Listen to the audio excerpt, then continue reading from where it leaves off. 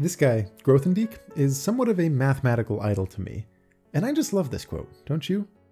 Too often in math, we dive into showing that a certain fact is true with a long series of formulas before stepping back and making sure that it feels reasonable, and preferably obvious, at least at an intuitive level. In this video, I want to talk about integrals, and the thing that I want to become almost obvious is that they are an inverse of derivatives. Here, we're just going to focus on one example, which is a kind of dual to the example of a moving car that I talked about in chapter 2 of the series, introducing derivatives. Then in the next video, we're going to see how this same idea generalizes, but to a couple other contexts. Imagine that you're sitting in a car, and you can't see out the window. All you see is the speedometer. At some point, the car starts moving, speeds up, and then slows back down to a stop, all over the course of 8 seconds. The question is there a nice way to figure out how far you've traveled during that time based only on your view of the speedometer? Or better yet, can you find a distance function, s of t, that tells you how far you've traveled after a given amount of time, t, somewhere between 0 and 8 seconds? Let's say that you take note of the velocity at every second, and you make a plot over time that looks something like this. And maybe you find that a nice function to model that velocity over time in meters per second is v of t equals t times 8 minus t. You might remember, in chapter 2 of the series, we were looking at the opposite situation, where you knew what a distance function was, s of t, and you wanted to figure out the velocity function from that. There, I showed how the derivative of a distance versus time function gives you a velocity versus time function. So in our current situation, where all we know is velocity, it should make sense that finding a distance versus time function is going to come down to asking what function has a derivative of t times 8 minus t. This is often described as finding the antiderivative of a function. And indeed, that's what we'll end up doing. And you could even pause right now and try that. But first, I want to spend the bulk of this video showing how this question is related to finding the area bounded by the velocity graph, because that helps to build an intuition for a whole class of problems, things called integral problems in math and science. To start off, notice that this question would be a lot easier if the car was just moving at a constant velocity, right? In that case, you could just multiply the velocity in meters per second times the amount of time that has passed in seconds, and that would give you the number of meters traveled. And notice, you can visualize that product, that distance, as an area. And if visualizing distance as area seems kind of weird, I'm right there with you. It's just that on this plot, where the horizontal direction has units of seconds, and the vertical direction has units of meters per second, units of area just very naturally correspond to meters. But what makes our situation hard is that velocity is not constant. It's incessantly changing at every single instant. It would even be a lot easier if it only ever changed at a handful of points, maybe staying static for the first second, and then suddenly discontinuously jumping to a constant 7 meters per second for the next second, and so on, with discontinuous jumps to portions of constant velocity. That would make it uncomfortable for the driver. In fact, it's actually physically impossible. But it would make your calculations a lot more straightforward. You could just compute the distance traveled on each interval by multiplying the constant velocity on that interval by the change in time, and then just add all of those up. So what we're going to do is approximate the velocity function as if it was constant on a bunch of intervals. And then, as is common in calculus, we'll see how refining that approximation leads us to something more precise. Here, let's make this a little more concrete by throwing in some numbers. Chop up the time axis between 0 and 8 seconds into many small intervals, each with some little width dt, something like 0.25 seconds. Now consider one of those intervals, like the one between t equals 1 and 1.25. In reality, the car speeds up from 7 meters per second to about 8.4 meters per second during that time. And you could find those numbers just by plugging in t equals 1 and t equals 1.25 to the equation for velocity.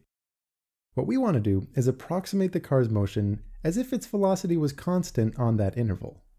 Again, the reason for doing that is we just don't really know how to handle situations other than constant velocity ones. You could choose this constant to be anything between 7 and 8.4. It actually doesn't matter. All that matters is that our sequence of approximations, whatever they are, gets better and better as dt gets smaller and smaller. That treating this car's journey as a bunch of discontinuous jumps in speed between portions of constant velocity becomes a less wrong reflection of reality as we decrease the time between those jumps. So, for convenience, on an interval like this, let's just approximate the speed with whatever the true car's velocity is at the start of that interval, the height of the graph above the left side, which in this case is 7. So in this example interval, according to our approximation, the car moves 7 meters per second times 0.25 seconds. That's 1.75 meters, and it's nicely visualized as the area of this thin rectangle. In truth, that's a little under the real distance traveled, but not by much. And the same goes for every other interval. The approximated distance is v of t times dt. It's just that you'd be plugging in a different value for t at each one of these, giving a different height for each rectangle.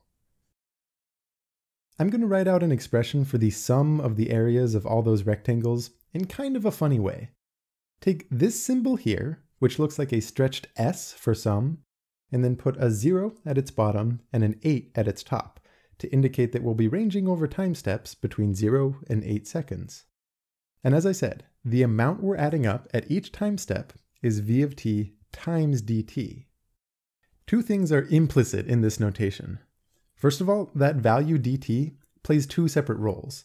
Not only is it a factor in each quantity that we're adding up, it also indicates the spacing between each sampled time step. So when you make dt smaller and smaller, even though it decreases the area of each rectangle, it increases the total number of rectangles whose areas we're adding up, because if they're thinner, it takes more of them to fill that space. And second, the reason we don't use the usual sigma notation to indicate a sum is that this expression is technically not any particular sum for any particular choice of dt.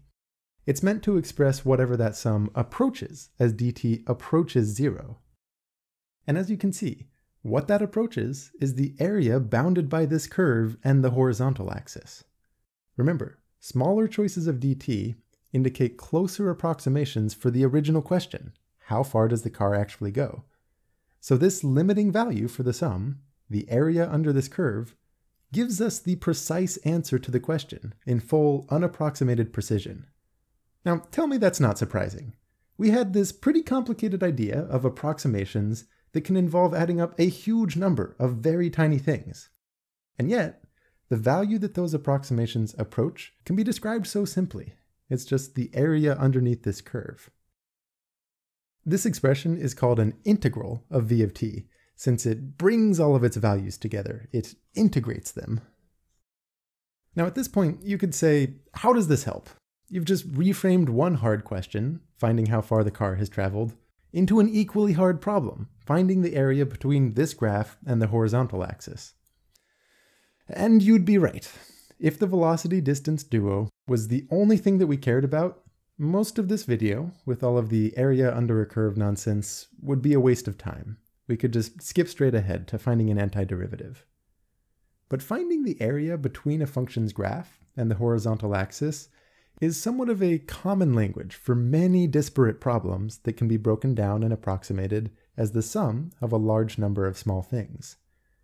You'll see more in the next video, but for now I'll just say in the abstract that understanding how to interpret and how to compute the area under a graph is a very general problem-solving tool. In fact, the first video of this series already covered the basics of how this works. But now that we have more of a background with derivatives, we can actually take this idea to its completion. For our velocity example, think of this right endpoint as a variable, capital T. So we're thinking of this integral of the velocity function between 0 and t, the area under this curve between those inputs, as a function, where the upper bound is the variable. That area represents the distance the car has traveled after t seconds, right? So in reality, this is a distance versus time function, s of t. Now ask yourself, what is the derivative of that function? On the one hand, a tiny change in distance over a tiny change in time, that's velocity. That is what velocity means.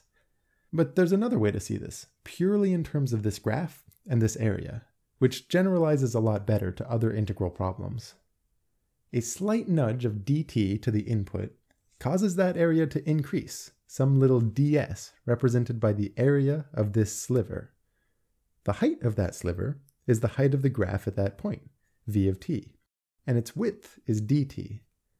And for small enough dt, we can basically consider that sliver to be a rectangle, so this little bit of added area, ds, is approximately equal to v of t times dt. And because that's an approximation that gets better and better for smaller dt, the derivative of that area function, ds dt, at this point equals vt, the value of the velocity function at whatever time we started on. And that right there, that's a super general argument. The derivative of any function giving the area under a graph like this is equal to the function for the graph itself. So, if our velocity function is t times 8 minus t, what should s be? What function of t has a derivative of t times 8 minus t? It's easier to see if we expand this out, writing it as 8t minus t squared, and then we can just take each part one at a time. What function has a derivative of 8 times t? Well, we know that the derivative of t squared is 2t, so if we just scale that up by a factor of 4, we can see that the derivative of 4t squared is 8t. And for that second part, what kind of function do you think might have negative t squared as a derivative? Well, using the power rule again, we know that the derivative of a cubic term, t cubed, gives us a square term, 3t squared. So if we just scale that down by a third, the derivative of 1/3 t cubed is exactly t squared. And then making that negative, you'd see that negative 1/3 t cubed has a derivative of negative t squared. Therefore, the antiderivative of our function, 8t minus t squared, is 4t squared minus 1/3 t cubed. But there's a slight issue here. We could add any constant we want to this function, and its derivative is still going to be 8t minus t squared. The derivative of a constant just always goes to 0.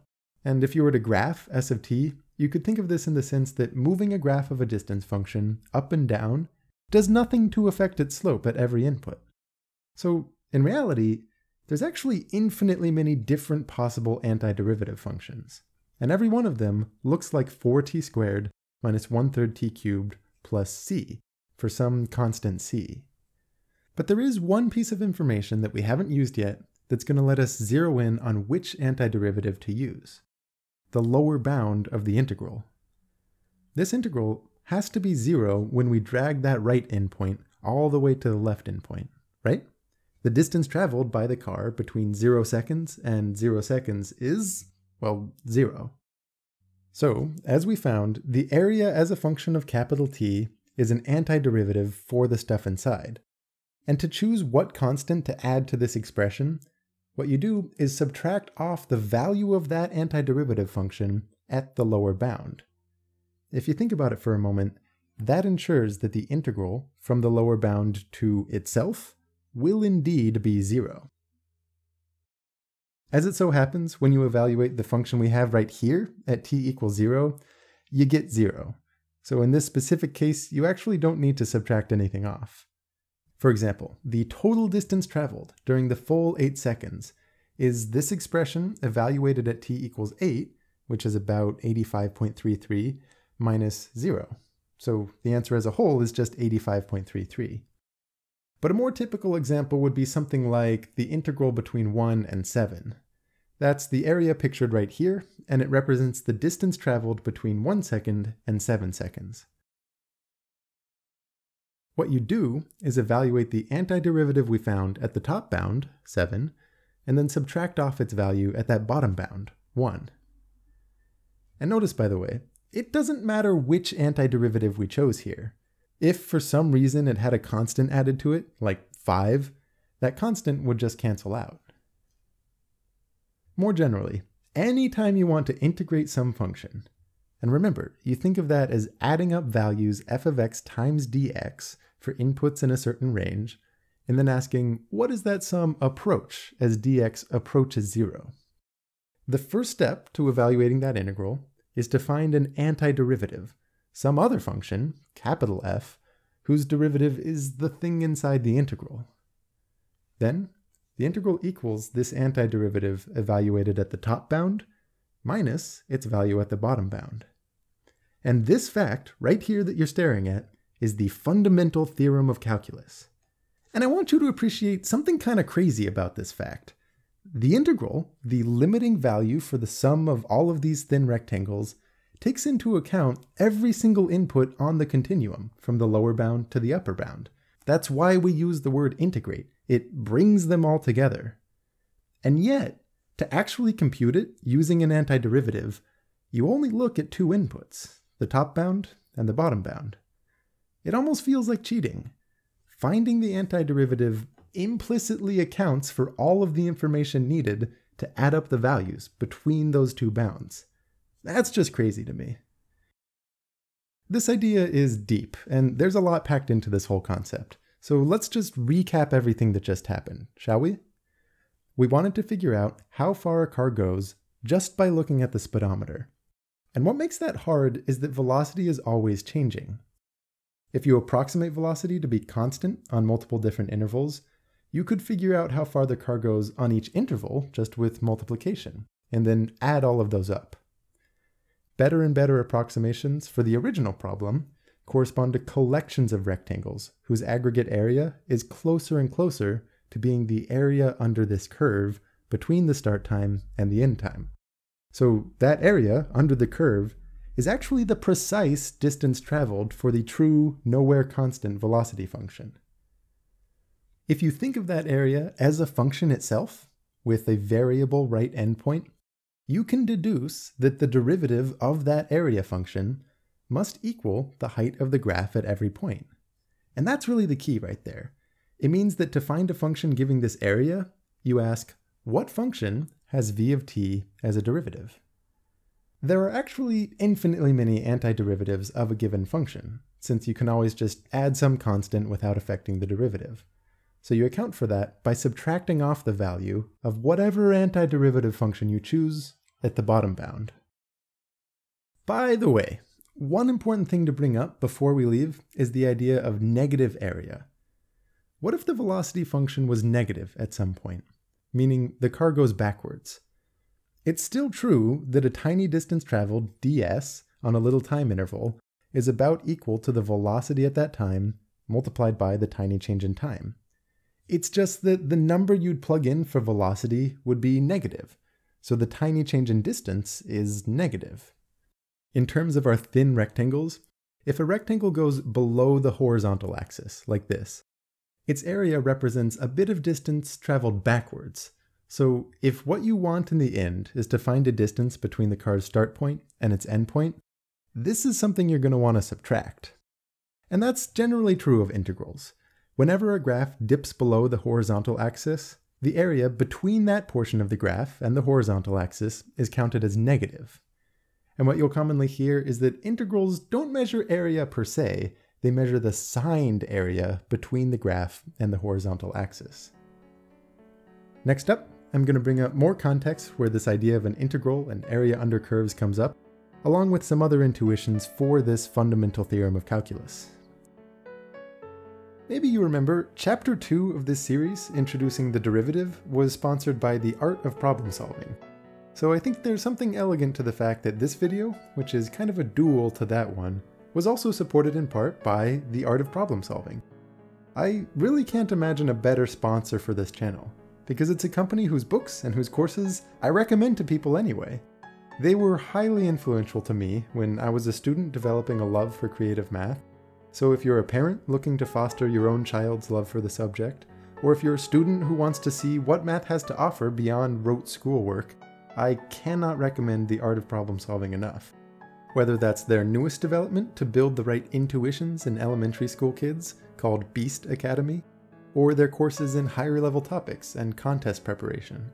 Going to aops.com/3blue1brown, or clicking on the link in the description lets them know that you came from this channel, which may encourage them to support future projects like this one. I consider these videos a success not when they teach people a particular bit of math, which can only ever be a drop in the ocean, but when they encourage people to go and explore that expanse for themselves. And the art of problem solving is among the few great places to actually do that exploration.